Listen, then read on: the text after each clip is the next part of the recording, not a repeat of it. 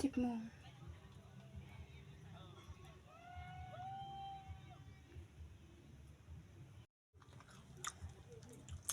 กินให้ง่ายเพิ่นจะลงให้หนึ่งให้ย้อัน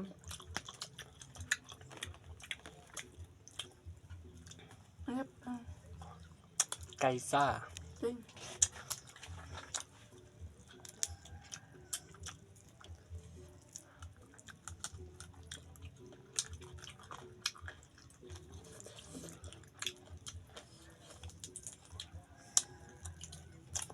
แต่กลับเป็นตู้นี่เนาะ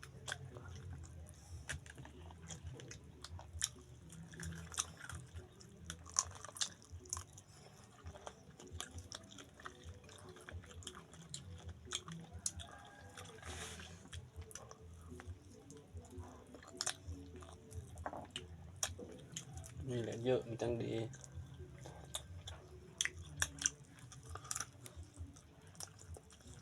รู้สึกงามไหม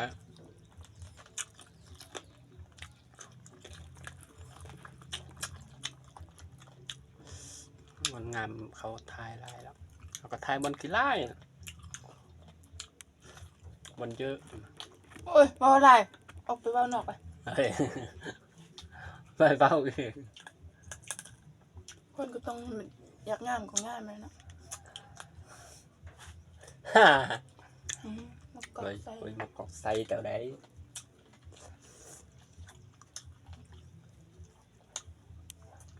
นี่ก็กินอ่ะ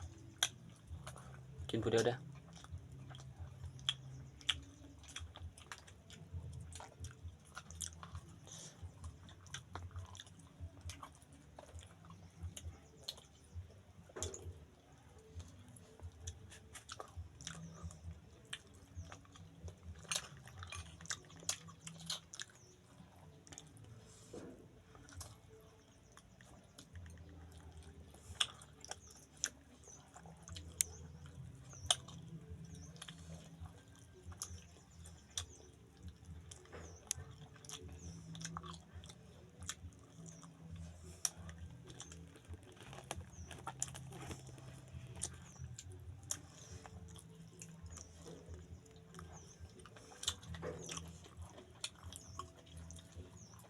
ปีกอ่ะ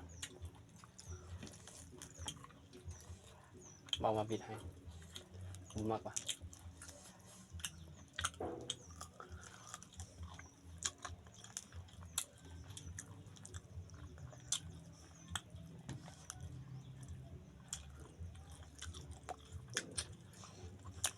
กินข้าว ปิดเอาเลย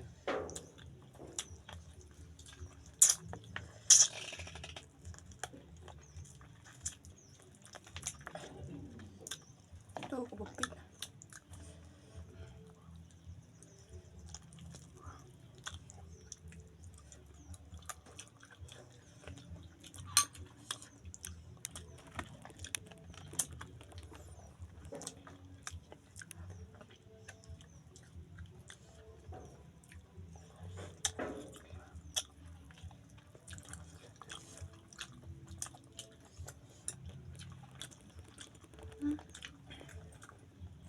นี่ไก่ธรรมชาติ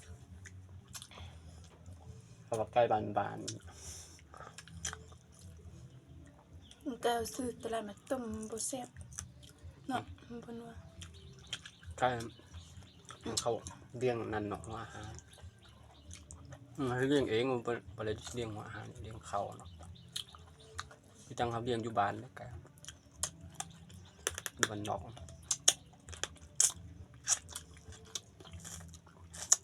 รู้ตลาดเขาเอาอยู่ฟาร์ม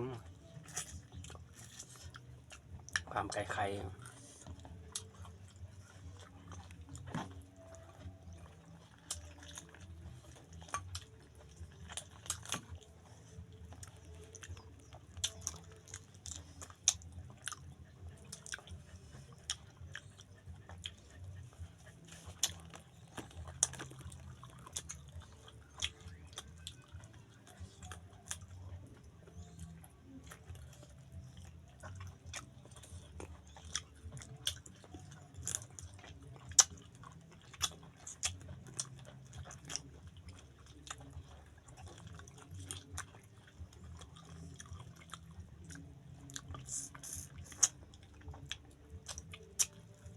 มือไปถามมึงอันวันจะว่า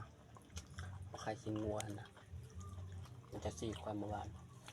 มาถามเขาว่าเขาฆ่าเองว่าหรือว่าเขาหับเอามาเองนะเมาจาก2 โล 3 โลให้เขาขายแยกนะแล้วเขาแบ่งแยกดีแยกนั้น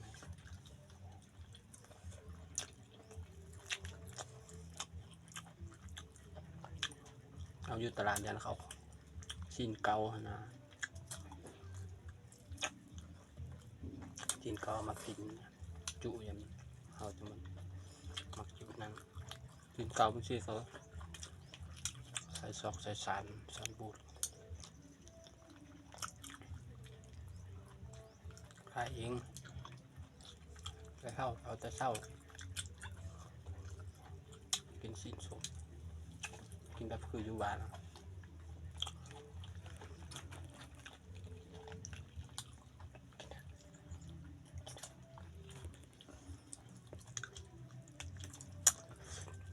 กินบุกกินเนาะ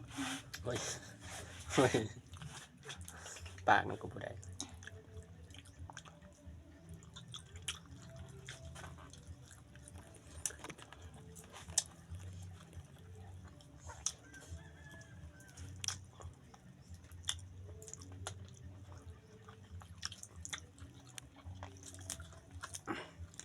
กินอะไรกินฮอนบุกิเนาะ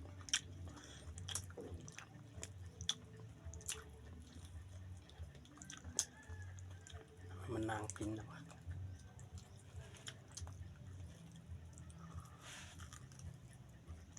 ที่หอดร้อนมากจ้ะ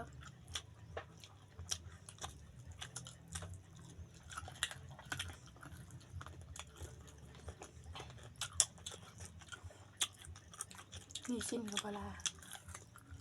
ปีนาดูเรื่องยังไงยุ่น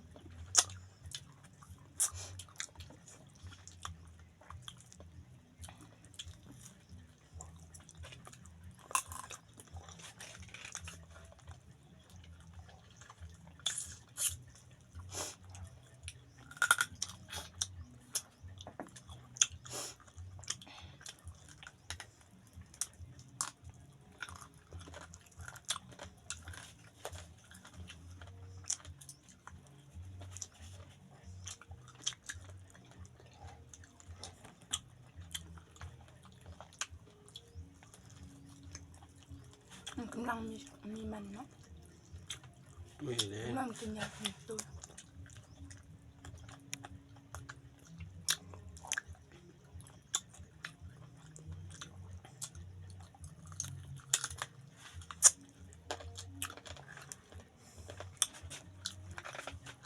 มันบ่มีตัวอยู่เนาะมีมันอยู่เดียว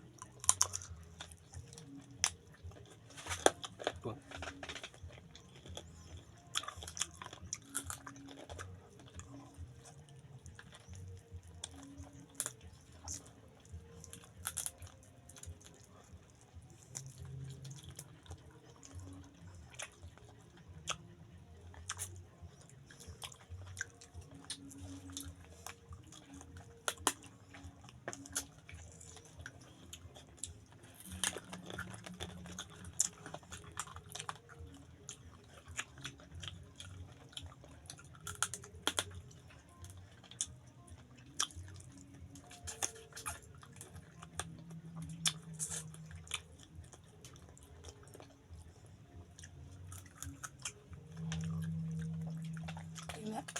อะไร กว่าอย่างนี้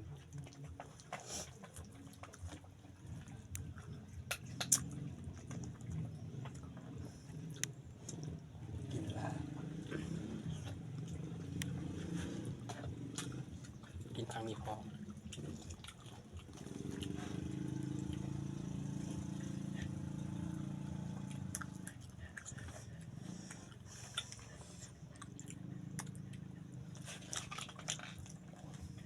เจอบ้าน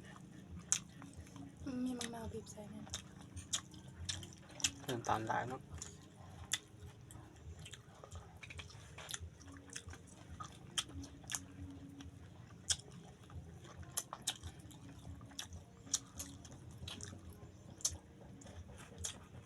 เขานี่มันติดแก้ว จ้ะ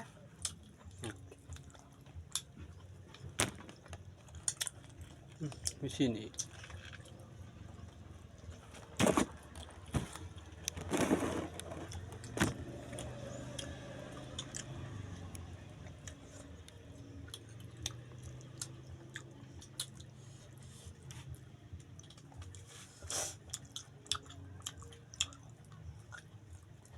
11 โมงใช่ไหม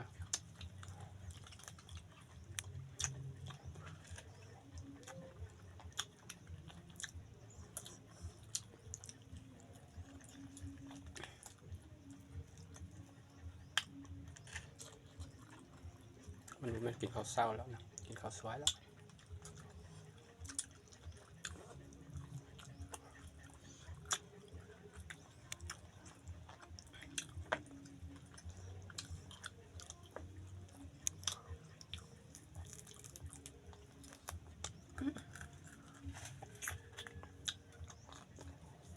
กัด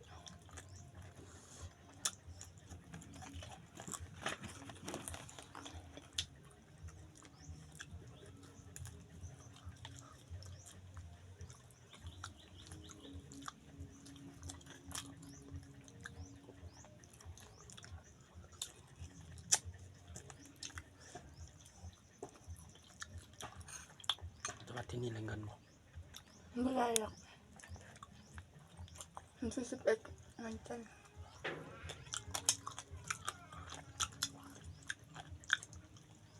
ก็ย่านจะไม่ได้สิบ้าไปเลยดีก็พอให้ เป็นเบืองเมือง ก่อนมาเมืองนี่มืดตรงมา